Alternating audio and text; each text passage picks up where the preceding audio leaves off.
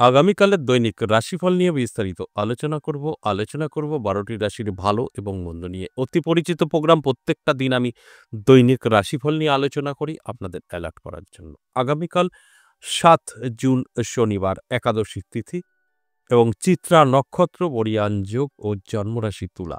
১২টি রাশিকে নিয়ে অবশ্যই এখন আলোচনা করব ভালো এবং মন্দ। কারণ প্রত্যেকটা দিন কোনো না কোনো রাশির খারাপ সময় থাকবেই, আবার ভালো সময়ও থাকবে। মিশ্র ফল আমরা কিন্তু পেয়ে থাকি।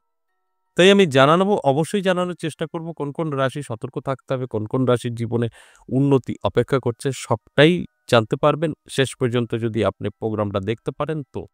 অবশ্যই আলোচনা থাকবে। তার আগে আমার সাথে কিভাবে যোগাযোগ করবেন সেই বিষয়টা একটু বলে নিই। আমার সাথে দুভাবেই যোগাযোগ করতে পারবেন, অফলাইন এবং অনলাইন। তবে অনলাইন অ্যাভেলেবল প্রত্যেকের জন্য নয়। অনলাইন বুঝে শুনে অবশ্যই তাকে অনলাইন পরিষেবা দেওয়া হবে। সকলের অনলাইন এখন বন্ধ আছে। অনলাইন প্রথমত আমি সকলকেই বলব না করতে, সরাসরি আসলে তাহলে আপনার নেগেটিভিটি যদি কিছু থাকে আমরা কাটিয়ে দিতে পারি। এবং অনলাইন একমাত্র তারাই করতে পারে যারা অনেক দূরে আছেন, কোনরকম আসা সম্ভব না বা গ্রহ নক্ষত্রের বিষয়ে আপনার সমস্যা। সেগুলো কিন্তু আমি বুঝে শুনে অবশ্যই আপনাকে অনলাইন পরিষেবা দেব। তাছাড়া প্রত্যেকের অ্যাভেলেবল অনলাইন কিন্তু নেই। এবার আসুন অফলাইনের কথা বলি। অফলাইন তারাপীঠ এবং আমার নিজের মন্দির ১০ মহাবিদ্যা কালীবাড়ি পেয়ে যাবেন। দেখুন এই দুটো জায়গাতেই আপনি সরাসরি এসে আমার সঙ্গে কথা বলতে পারবেন। অনেকের প্রশ্ন এটাই থাকে যে আপনার চেম্বার কোথায়? আমি আজ পর্যন্ত চেম্বারের কথা বলিনি। আমি সবসময় বলি আমার কোনো চেম্বার নেই। তারাপীঠও মন্দির, আমার মন্দিরটা যেটা আসবেন ১০ মহাবিদ্যা কালীবাড়ি এটাও মন্দির। অর্থাৎ চেম্বার বলে কিছু নেই।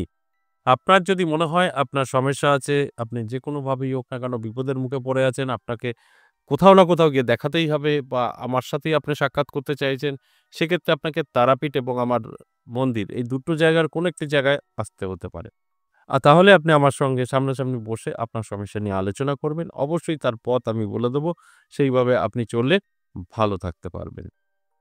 তাহলে অবশ্যই এই দুটো জায়গার যেকোনো একটি জায়গায় যদি আপনি আসতে চান, সেক্ষেত্রে আপনার অবশ্যই WhatsApp এ এসে ভয়েসে বা লিখে বলতে হবে। তারপর আপনি সেই জায়গার অ্যাড্রেস, কনট্যাক্ট নাম্বার পেয়ে যাবেন। তারাপীঠ হলে তারাপীঠের আপনার সকলেরই চেনা তারাপীঠের কোনরকম আ বোঝানোর আমি মনে করি না কিছু তো আছে। তাই তারাপীঠ নেমে গিয়ে আপনি অবশ্যই কনট্যাক্ট নাম্বার যেটা দেওয়া হবে আপনি সরাসরি কল করবেন, আপনাকে রিসিভ করে নেওয়া হবে। আর যদি মনে হয় না আমার মন্দিরে আসবেন ১০ মহাবিদ্যা কালীবাড়ি এটা নদীয়ার বীরনগর অবস্থিত, তাহলে কিন্তু আপনাকে অবশ্যই ভালো করে যে কথাগুলো বলব সেগুলো বুঝতে হবে। তাহলে আপনাকে অবশ্যই ভালোভাবে বুঝে শুনে চলে আসতে হবে প্রত্যেক সপ্তাহে সোমবার, মঙ্গলবার, বুধবার বেলা ১১টা থেকে সন্ধ্যে ৬টা। এই টাইমের মধ্যে এই বারে যদি আপনি আসতে পারেন সেখানে আপনি অবশ্যই আমার সাথে সাক্ষাৎ করতে পারবেন, আমার সাথে বসে কথা বলতে পারবেন আপনার সমস্যা নিয়ে। আর যদি মনে হয় যে না এটা সম্ভব না তাহলে বলব অবশ্যই তারাপীঠ আপনি আসতে পারেন। ইংরেজি মাসের শুরু এবং শেষ। এই জুন মাসে থাকছে ২০-২১ তারাপীঠ। এটাও ওই বেলা ১১টা থেকে সন্ধ্যে ৬টা। আর আমার মন্দিরে আসলে সেটাও আপনার সোম, মঙ্গল, বুধ বেলা ১১টা থেকে সন্ধ্যে ৬টা। এটা তো গেল আমার সাথে আপনি সাক্ষাৎ করবেন কিভাবে? আমার মন্দির বা তারাপীঠ। এবার আমার যে মন্দির ১০ মহাবিদ্যা কালীবাড়ি এবং রিসেন্টলি অর্থাৎ ১৫ তারিখে অরিজিনাল কৃষ্ণকালী মায়ের উদ্বোধন। তাই এখানে আপনি যদি মনে করেন যে ঠাকুরের দর্শনে আসবেন, পুজো দিতে আসবেন, সেক্ষেত্রে আপনার এই সোম, মঙ্গল, বুধের ব্যাপার নেই। আপনি রোজই আসতে পারেন, মায়ের পুজো দিতে পারেন, সেটা আলাদা বিষয়। আমার সাথে সাক্ষাৎ করতে হলে আপনাকে ৩ দিনই বেছে নিয়ে আসতে হবে। সোম, মঙ্গল, বুধ প্রত্যেক সপ্তাহে। আর যেটা বললাম, যদি মনে হয় যে না আমি এই টাইমটা মেইনটেইন করে বা এই জায়গায় আমি আসতে পারবো না, তাহলে ওই যে তারাপীঠ আপনি আসতে পারেন। তারাপীঠের ক্ষেত্রেও কিন্তু বলব যে অবশ্যই আগে থেকে নাম লিখিয়ে তারপর আপনি যাবেন। হঠাৎ করে চলে গেলে সেখান থেকেও আপনাকে ঘুরতে হতে পারে। তাই এইভাবে আপনি আমার সাথে যোগাযোগ করতে পারেন এবং আপনার সমস্যা নিয়ে আলোচনা করতে পারেন এবং তার থেকে বেরিয়ে আসবেন এতে কোনো সন্দেহ নেই। এটা তো একটা দিক গেল। এবার যে কথাটা আমি বলব সেটা হচ্ছে অবশ্যই আজকের যে আলোচনার বিষয়, আজকের আলোচনার বিষয় মানেই আপনাকে অ্যালার্ট করা। প্রত্যেকটা দিন আমার কাজ অ্যালার্ট করা। তারপরের দায়িত্ব সম্পূর্ণ আপনাদের। তাই আমি প্রত্যেকটা দিনই বোঝানোর চেষ্টা করি। কোন কোন দিক থেকে কি হতে পারে, কতটা আপনাকে নিজেকে কন্ট্রোলে রাখতে হবে, সবটাই কিন্তু আমি বোঝানোর চেষ্টা করি। তারপরের দায়িত্ব সম্পূর্ণ কিন্তু আপনার। দেখুন, এই যে ১২টি রাশিকে নিয়ে আলোচনা করব, এই ১২টি রাশির জাতক-জাতিকাদের প্রত্যেকের ভালো, প্রত্যেকের খারাপ কখনোই কিন্তু আমি বলব না, সেটা সম্ভবও না। এই ১২টি রাশির মধ্যে অবশ্যই কিছু, কিছু জাতক-জাতিকা আছেন তাদের জীবনের পরিবর্তন ঘটবে। কিছু, কিছু অবশ্যই জাতক-জাতিকা আছেন তাদের কোনো পরিবর্তন ঘটবে না, আরো অবনতি হবে। তাই সেক্ষেত্রে দাঁড়িয়ে ভালোভাবে আমি বলব প্রোগ্রামটা দেখুন, শুনুন, বুঝুন। তারপর আপনার জীবনে এপ্লাই করুন, তারপর গিয়ে সফলতা। অবশ্যই আমি মেষ রাশিকে নিয়ে বলব, শুরুতেই মেষ রাশির জাতক-জাতিকাদের অনেক হিসাব করে চলতে হবে। বেহিসাবি হলেই নানাভাবে কিন্তু আপনি পিছিয়ে পড়তে পারেন। তবে অ্যালার্ট থাকুন, দেখবেন অনেকটাই ভালো থাকবেন। অ্যালার্ট না থাকলে কিছু সমস্যা তৈরি হবে। উটকো ঝামেলা, দুশ্চিন্তা, অর্থহানি এগুলো কিন্তু যোগ আছে। তাই আমি বলব অ্যালার্ট থাকুন, চোখ কান খোলা রাখুন।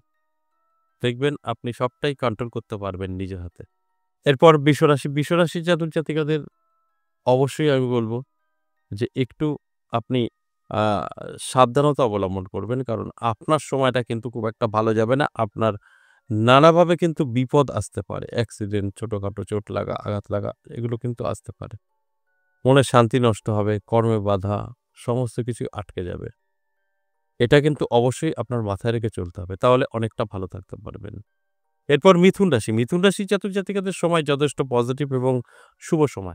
এই সময়ে আপনি যদি যেকোনো কাজ করেন সেক্ষেত্রে সাকসেস আসবে। আমি সবসময় বলি ভালো সময় ভালো কাজ করতে হয়। সেখান থেকে অবশ্যই আপনার বেনিফিট আসবে। তাই অ্যালার্ট থাকুন, চোখ কান খোলা রাখুন। দেখবেন আপনি নিজেই বুঝতে পারবেন আপনার কি করণীয়। আমি বলব অবশ্যই আপনার জন্য দিনটি খুব একটা ভালো নয়। অবশ্যই নিজেকে একটু কন্ট্রোল করুন, একটু গুটিয়ে রাখুন। তাহলে সবটাই আপনি নিজের হাতে তৈরি করতে পারবেন। আমরা জানলে সেটা আটকাতে পারি। এরপর মিথুন রাশি। মিথুন রাশির জাতক-জাতিকাদের কিন্তু দারুণ সময় থাকবে। নানা দিক থেকে অর্থ আকর্ষিত হবে। নানাভাবে আপনার কাছে কিন্তু অর্থ এসে ধরা দেবে। তাই এটা অবশ্যই পজিটিভ। তাই পজিটিভ দিকগুলো পজিটিভভাবে ব্যবহার করাটাই কিন্তু প্রয়োজন আছে। এরপর অবশ্যই বলব কর্কট রাশির কথা। কর্কট রাশির জাতক-জাতিকাদের নানা দিক থেকে সুযোগ সুবিধা আসবে। নানাভাবে আপনার কিন্তু ভাগ্যের উন্নতি ঘটবে।